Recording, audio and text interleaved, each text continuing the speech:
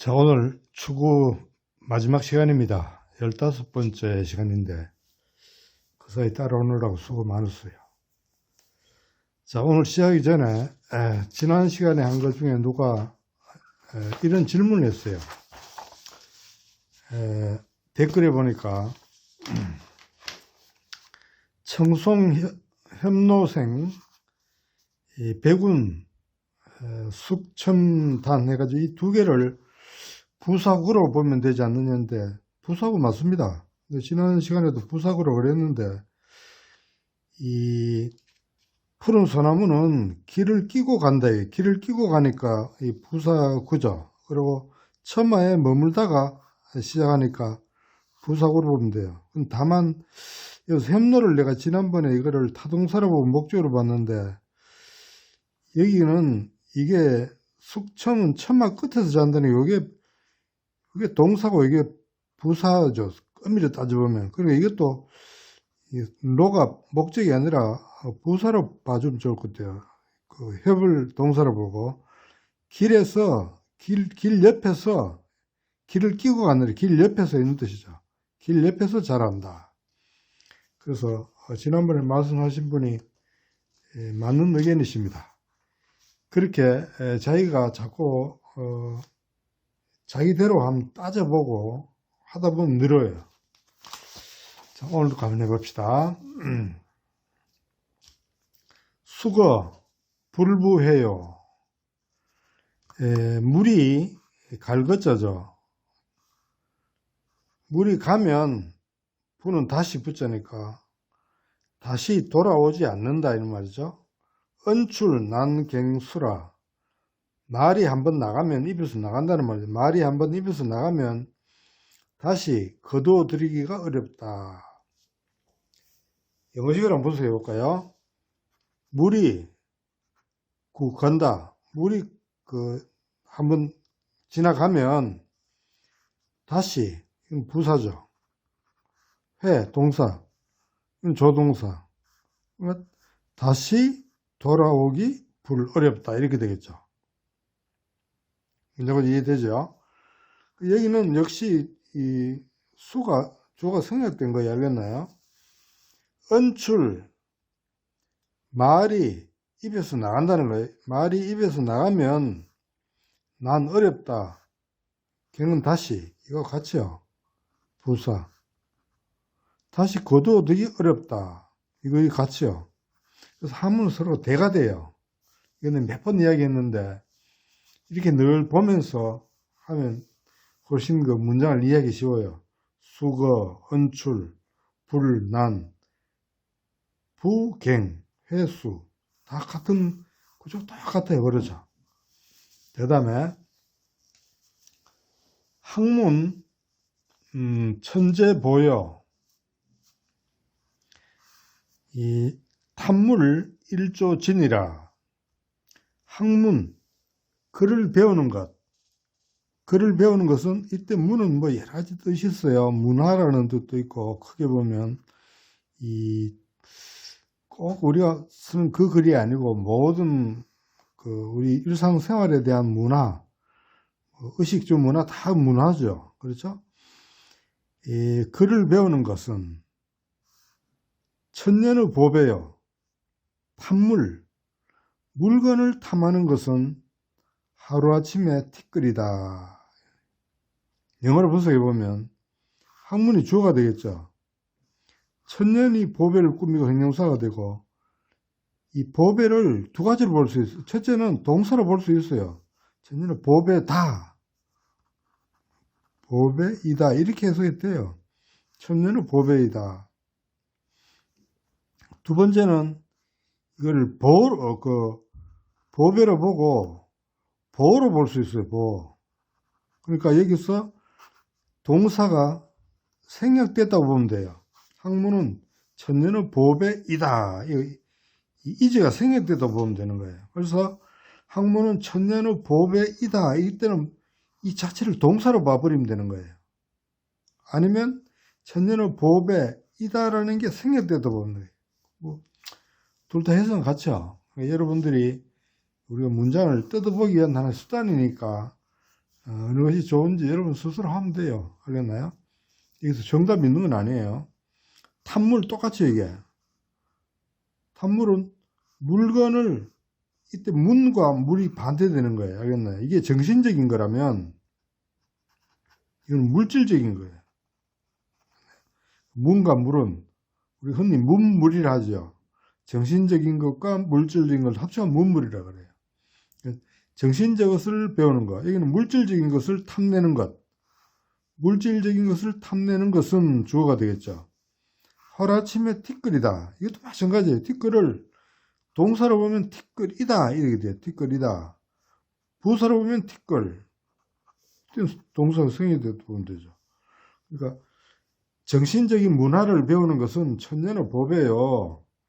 물질을 탐내는 것은 하루아침에 티끌이다. 왜? 물질이라는 것은 있다 없어지고 없다 생기는 게 물질이잖아요. 그러나 이 정신적인 것은 한번 자기께 만들어 놓으면 잘 안 없어져요. 그렇죠? 영원히 간다고 볼 수도 있죠.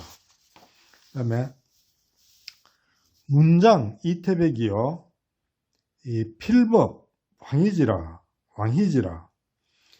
문장은 이태백이요. 필법은 왕희지라. 문장 이태백이 최고고 필법은 황희지가 제일 낫다 이 말이죠. 이걸 영어식으로 꼭 분석하면 주어.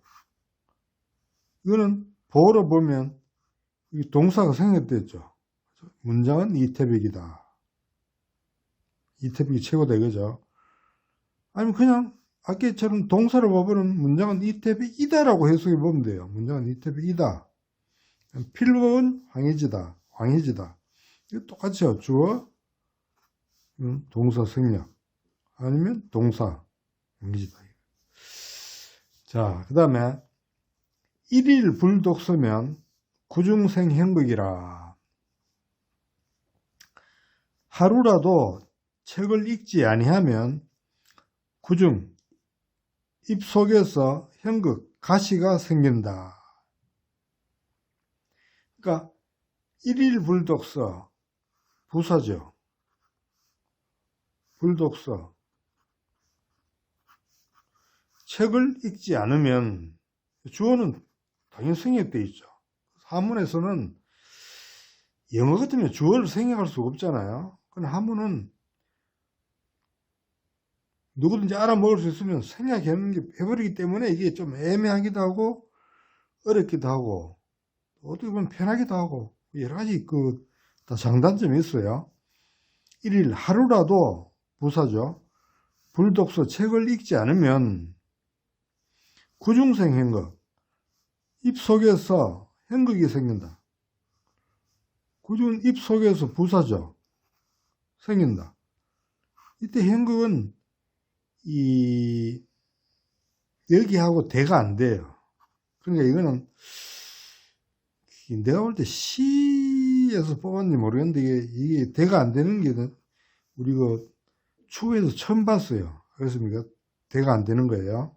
이건 엄밀한 의미에서 시가 아닌데 5글자로 뽑아온지도 모르겠어요. 내가 한번 찾아봐야 되겠어요. 입 가운데 가시가 생긴다. 보러 봐야 되겠죠. 그러니까 늘 독서를 해라 이 말이겠죠. 자, 그 다음에 화유 중계일이나 임무갱소년이라. 꽃은 다시 피는 날이 있으나 임무갱소년, 사람은 다시 젊어질 때가 없다. 뭐 이런 뜻인데, 이 화유중계일, 유와 무가 나왔죠. 유무는 대어리지 구분이라고 그랬죠. 그리고 주어가 뒤로 빠진다 그랬어요. 이게 주어예요. 그렇죠. 이거는 뭐라고 해석한다 그랬어요? 부사적으로 해석하라고 그랬죠. 이것도 마찬가지죠. 부사적으로. 꽃에는 이렇게 해석하라고 그랬어요. 꽃에는 있다. 뭐가 있느냐? 다시 부사예요. 핀다. 다시 피는 이게 이를 꾸며 다시 피는 형용사죠. 이게 핀다 동사인데 이게 합쳐갖고 형용사가 됐어요. 형용사 구가 됐어요. 다시 피는 날이 있다 이거예요. 주어져. 꽃에는 다시 피는 날이 있으나 꽃은 져지만은 내년 봄이 되면 다시 피잖아요. 그렇죠. 그러나 사람에게는 부사적으로 해석이 돼요. 뭐가 없다. 뭐가 없느냐.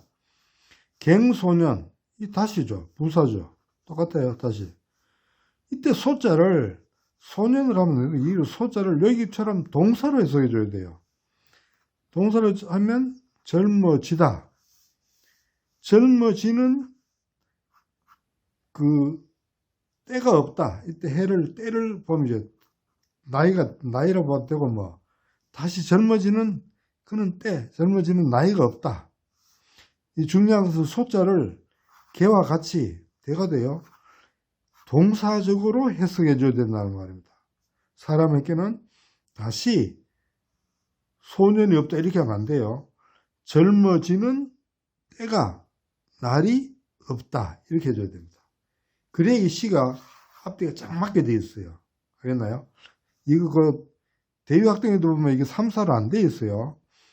자, 다시 해석해 줍니다. 꽃은 다시 피는 날이 없고, 있으나 사람에게는 다시 젊어지는 때가 없다. 알겠죠? 이거 재밌네요. 이런 걸 통해서 우리가 문장을 좀 더 정확히 공부할 수 있는 기회가 생기는 거예요. 이 소자를 동사로 봐서 이 전체가 형용사구가 돼가지고 이걸 꾸민다는 것을 알 수 있었는 사람은 대단한 사람입니다. 이제 어느 정도 문맥을 아는 사람이에요. 100일 막 허송하라. 청춘불재련이라. 100일은 원래는 대낮이에요. 환한 때니까 대낮을 막 헛되이 보내지 말아라. 청춘은 다시 오지 않는다. 그러니까 여기서 영어식을 하면 대낮을 막허송 같이요. 불재래 막허송 헛되이 다시 하지 마라 이거 같이요. 대낮은 낮은 좋은 시간이에요. 밤이 되면 우리가 일을 못 하잖아요. 낮은 일할 시간이죠. 낮을 일할 시간 뭐 그런 시간이에요. 그러니까 이런 100일을 우리말로 번역할 수가 없어요. 그래서 제일 처음 시간에 얘기했지만 번역이라는 건 사실 불가능한 거예요. 100일 막허송을 우리말로 어떻게 번역해요? 번역이 안 됩니다. 이 정확한 의미를 알려면 이 원문을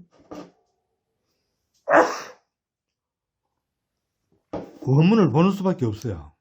그래서 우리가 한문을 통해서 한시를 공부하는 거예요. 이거 번역이 완전히 될 수 있다면 한시 머리 아프게 왜 공부하겠어요? AI 뭐 시키면 되지. 그렇죠. 그래서 100일을 여러 의미가 있는 거예요. 100일은 환할 때다. 일할 시간이다. 대낮이다. 여러 가지 의미가 포함되어 있는 거예요. 그런 좋은 시간은 헛되이 보내지 마라 이거예요. 헛되이 보내지 말아라. 헛되이는 부사가 되겠죠. 이건 조동사가 되겠죠.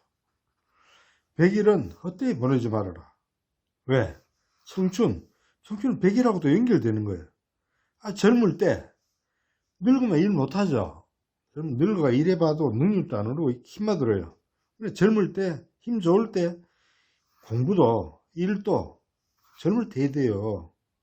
청춘은 다시 오지 않는다 이거예요. 알겠나요? 그러니까 100일하고 청춘이 연결돼요. 좋은 때죠. 이런 거 다른 말로 하면 청춘이 좋은 때잖아요. 좋은 때는 헛되이 보내지 마라 이거예요. 이 100일은 좋은 때도 되고 젊을 때도 되고 일할 시간도 되고 대낮도 되고 여러 의미가 포함되기 때문에 시는 사실 번역이 안 돼요. 그래서 우리가 한시의 깊은 맛을 알려면 한시 같으면 한문을 통해서 한시를 깊이 이해할 수 있고 영시 같으면 영어를 통해서 영시를 이해할 수 있지 영시를 우리말로 번역해 놓을 수 없어요. 그걸 번역했다는 것은 비슷한 것이지 정확한 건 아니에요. 그러면 앞으로 우리가 AI 시대가 오니까 뭐 외국어 공부할 필요 없다 이렇게 말할 수 있는데, 뭐 여행이나 다니고 맛있는 거 찾아 먹는 사람은 그 정도 하면 충분해요. 그러나 진짜 그 나라 말에 깊은 의미를 알려 그러면 AI로서는 되지 않아요. 알겠나요? 일상생활 용어는 되겠죠, 이게. 그러나 AI 시대가 온다 해가지고 이 외국어 공부를, 글쎄요, 뭐 안 할 사람 안 해도 됩니다. 뭐 그냥 돌아다니고 맛있는 거 찾아 먹을 사람은 안 해도 되겠죠. 그러나 깊이 있는 의미를 알려 그러면 깊이 들어갈 수밖에 없어요. 자, 이렇게 해서 오늘로부터 우리가 사자성어 20번 하고 이 추구를 15번 해가지고 총 35번으로 끝내겠습니다. 예, 몇 번 이야기했지만 사실 사자성어하고 추구를 어른들을 위해서 강의한 사람은 아마 제가 유일할지도 모르겠어요. 제가 왜 이렇게 하느냐 하면 기초가 튼튼해야 돼요. 여러분 이제 명심보감 들어가 보면 알겠지만은, 아, 우리가 지난번 배운 게 이래서 중요했구나 하는 것을 명심보감을 읽어보면 이제 알게 됩니다. 알겠나요? 그래서 제가 뭐 이거 여러분 하찮은 거로 생각되지만은 기초를 다지기 위해서 공부를 했어요. 그래서 주변에 한문을 진짜 배우고 싶은 사람은 제 사자 수학 첫 시간부터 우리 추구 마지막 시간까지를 쭉 한번 들어보라 그래요. 그게 가장 빠른 길입니다. 알겠나요? 빠른 길. 자, 그럼 다음 시간에 명심보감을 이런 식으로 우선 강의를 하겠습니다. 왜냐하면 내가 이거 외에는 다른 그 유튜브 하는 방식을 내가 몰라요. 그렇게 하려면 또 알아봤더니 뭐 여러 가지 복잡하고 머리가 아파요. 그래서 저는 이걸 칠판 삼아서 이렇게 하는 게 저한테는 제일 편해요. 그래서 여러분은 좀 불편할지 모르지만은 이런 식으로 계속해 나가겠습니다. 다음도 더 좋은 방법이 생긴다면 그렇게 바꾸는 한이 있더라도 우선은 이렇게 나가겠습니다. 자, 그러면 이 다음 시간부터 명심보감은 이렇게 뭐 쓰고 이렇게 짧은 글이 아니기 때문에 교재가 없으면 읽기 힘들 거예요. 그러니까 반드시 교재를 구해주기를 바랍니다. 그리고 명심보감은 아마 집에 있는 사람은 그 교재를 쓰시고, 혹시 새로 구하실 분은 전에 이야기했다시피 전통문화연구회 편을 구해주시면 저하고 같은 거니까 좀 편할 거예요. 자, 오늘 여기까지 하겠습니다. 수고했습니다.